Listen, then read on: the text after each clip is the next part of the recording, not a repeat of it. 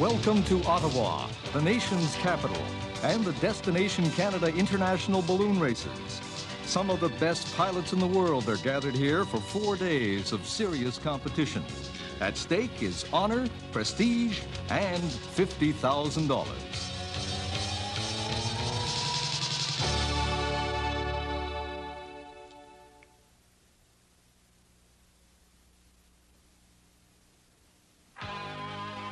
Aerostation, or as it's more commonly known, hot air ballooning, is one of the world's fastest growing sports.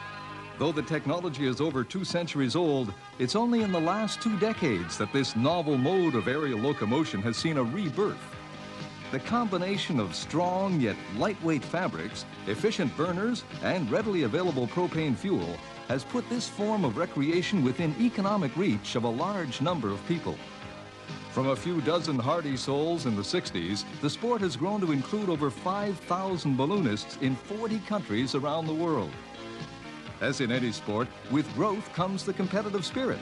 Who can fly higher, longer, farther? Competition sport ballooning has evolved into a test of navigational skill. Who can maneuver his craft to a target, outwitting both Mother Nature and his fellow pilots? The winner is master of his machine. During the next 4 days, 32 international competitors will take part in a series of balloon races to determine the winner of a $50,000 purse, one of the largest ever offered in sport balloon competition. Joining them in the sky will be additional non-competitor Fiesta balloons. Pilots from as far away as Australia and Japan are gathered here and anxiously awaiting the first event. These men and women are not just any pilots. They're among the best in the world. As we wait for the first race to get underway, let's examine some of their credentials. Joseph Starkbaum from Maria Enzensdorf, Austria, flying the Polar Bear. Joe has been a pilot for 15 years and has logged over 1,100 hours. Michael Klingberg, flying the Porter Paint Balloon, is an engineer from Oslo, Norway. Alistair Russell, flying the Rainbow Spiral for Kodak. Al makes his home in Halton Hills, Ontario. He's the 1983 Canadian champion. Owen Kewen, flying racer, is from Malibu, California. He's the 1983 U.S. champion and the 1983, 84, and 85 North American champion. Peter Vizard from Sydney, Australia, flying Lovely Lady. Peter is the 1982 Australian champion and the 1983-84 world champion. From Poland, Stefan Machny, flying Kosciuszko. With over 100 hours in hot air balloons, Stefan has also been flying hydrogen balloons since 1956.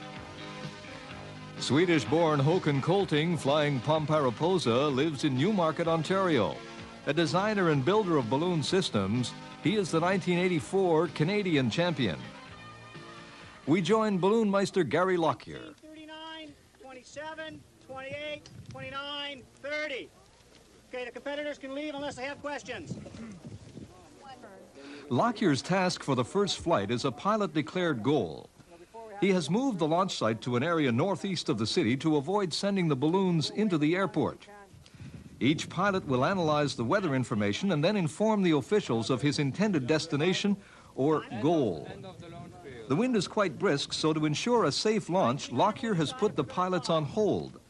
As we wait for the wind to die down, let's examine some of the principles involved in balloon flight.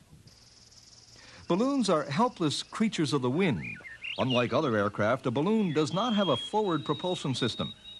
Therefore, the balloon will travel in the direction of the prevailing wind. However, the pilot does possess absolute control over his up and down movements. To go up, the pilot adds heat by means of a burner that ignites vaporized propane.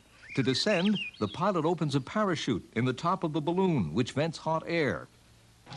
The winds have died to less than 8 knots, and the competition director has given the pilots the green flag, signaling permission to inflate and launch.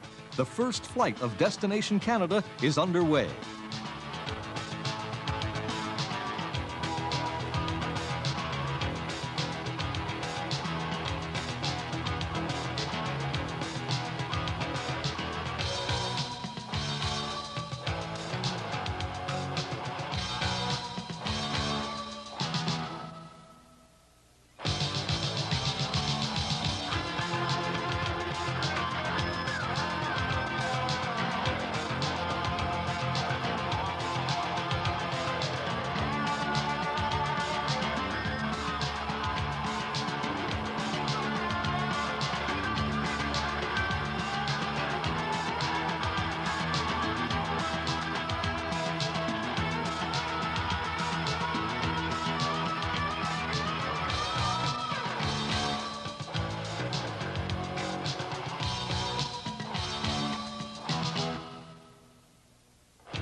All 32 competitors are airborne, and the Fiesta division has been given permission to launch. For the next hour, 50 balloons will float gently over the French community of Gatineau, cross the Ottawa River, and finally land in the vicinity of Blackburn Hamlet, slightly east of Ottawa. In sport balloon competition, the term balloon racing is somewhat misleading. There is no actual start or finish line. Rather, the events are designed to test navigational skill and accuracy. The competition director or balloonmeister decides upon one or more tasks for each flight and then informs the pilots only moments before the flight begins. These tasks are determined by several factors, the most important being current weather conditions, especially the wind speed, and most important, its direction. Before tonight's flight, we had the opportunity to ask a few pilots about their strategy. This is a pilot-declared goal. I got to tell them where I'm going to drop a little beanbag marker way on the other side of the Ottawa River. And I got to go over, and he's going to be on the ground waiting for it. And he will mark the distance from where I drop it to where I said I'd drop it. Strategy is to creep over the town at 1,000 foot. I'm not the great one for going really high and then having to drop out of the sky to get on the goal. I prefer to keep a fairly low track most of the way, but obviously remain legal as far as the build-up areas are concerned. My way of flying is a little extreme. I'm not a very conservative person. We threw already some pie balls, and we have two winds, like one is 320 and another one 345. So I select a target on the end of the dropping line. On the ground, an official observer has been assigned to each pilot. His job is to follow his assigned balloon en route to the goal and to be there when the marker is dropped. The observer will then record the distance of the drop to the goal and later give the result to the scoring team.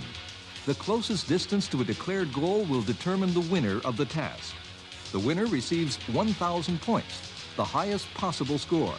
The other results will then determine the order of finish for the rest of the competitors. Simply being closest does not always ensure winning.